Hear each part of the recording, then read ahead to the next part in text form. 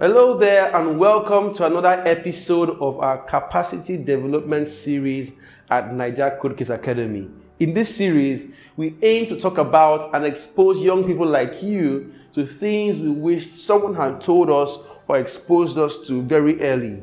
Things that will help build you up and prepare you to achieve success in life. As a student, you may find certain subjects or topics difficult to understand and may have even given up trying to understand them, or you find it hard to recall what you studied in the exam hall, and this has really discouraged you from studying.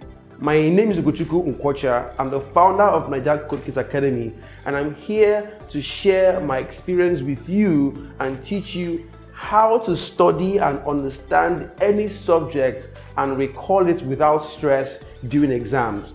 This will be helpful mostly for students in secondary school or the university. Using this approach, I graduated with distinction, earning the master's degree top student prize at the University of Portsmouth. First of all, let me share three very similar but powerful quotes that would form the basis of what I want to teach you.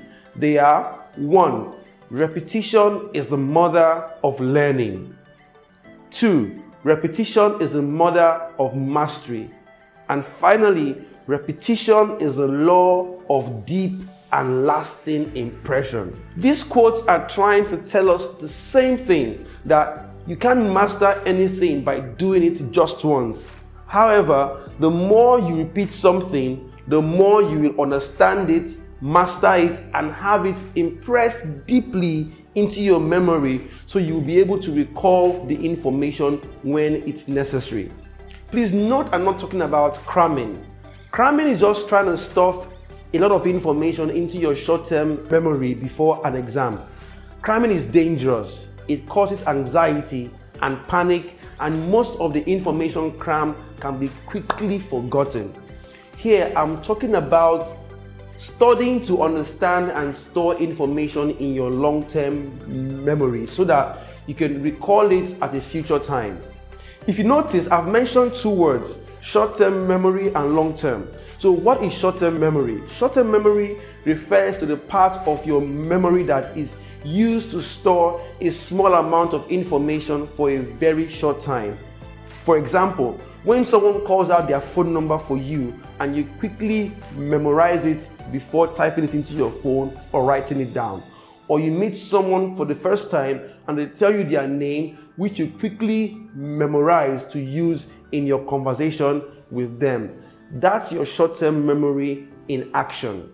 Information stored in short-term memory can be quickly forgotten. Long-term memory, however, as the name implies, stores tons of information for longer periods, days, months, and even years. It's because of your long-term memory that you can remember your name, the nursery rhymes you learned in school in kindergarten, the road to your house, to your school, etc. Learning starts from short-term memory, and repetition is necessary for transferring whatever you've learned from your short-term memory to the long-term, okay? For example, you can still remember nursery rhymes you sang in kindergarten because you were made to repeat them lots of times, right? Even as an adult, because of constant repetition, I can still remember the definition of matter. So what is matter?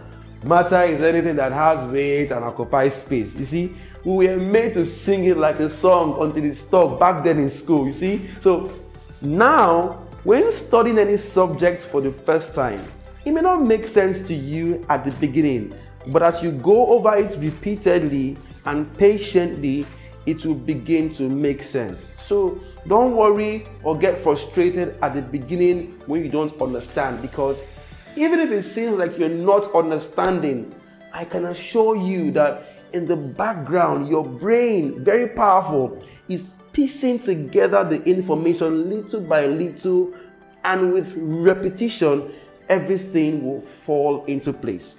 Now, you may ask, how many times do I have to repeat it for it to stick and go into my long-term memory? First of all, you must realize that every human being is different. we learn differently, we learn better at different times and under different conditions. So you must take time to discover when and how you learn best.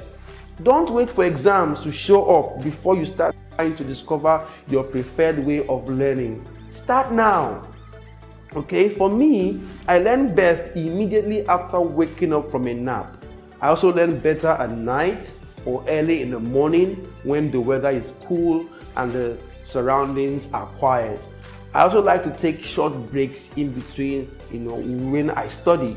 So back to the question. How many times do I need to repeat it before it sticks? Studies and science have shown that it takes a maximum of 7 repetitions for anybody to transfer information from short to long-term memory. This means that for some people, they require 2 repetitions, some 3, some 4, and so on up to 7 times. So how do you know what works for you? You have to experiment, and over time, you find that sweet spot, okay? For me, it takes around 3 or 4 times, depending on how difficult or complex the subject is. As a student, this meant that in a term or semester, I had to ensure I had enough time to go through my notes and textbooks at least 3 or 4 times before exam starts. This meant that since there are only 24 hours available, I couldn't be hanging out with friends all the time and having fun. Those friends could need to study only once or twice over a period of 1 or 2 hours, while I needed 3 to 4 hours to go over it 3 or 4 times. So this is where discipline comes in. You must tell yourself the truth and learn to remove anything that distracts you and wastes your precious time. It could be TV, could be games or social media or hanging out with friends too much.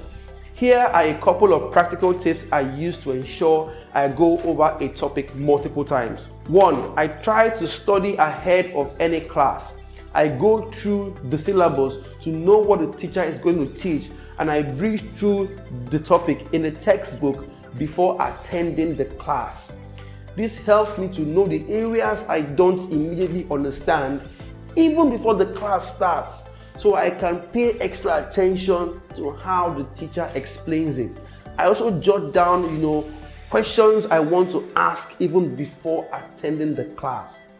2, I also try to go through my notes immediately after a class, or if I can't, before that day is over. This ensures that while the information is still fresh in my short-term memory, I go over it again to help push it a step further into my long-term memory. As you can see, using the 2 tips above, I have already gone through the topic twice without much struggle. Now, all I need to do is plan my time properly during the rest of the term or semester so I can find more time to go through the subjects again and again. Remember that repetition is the key to learning and mastery.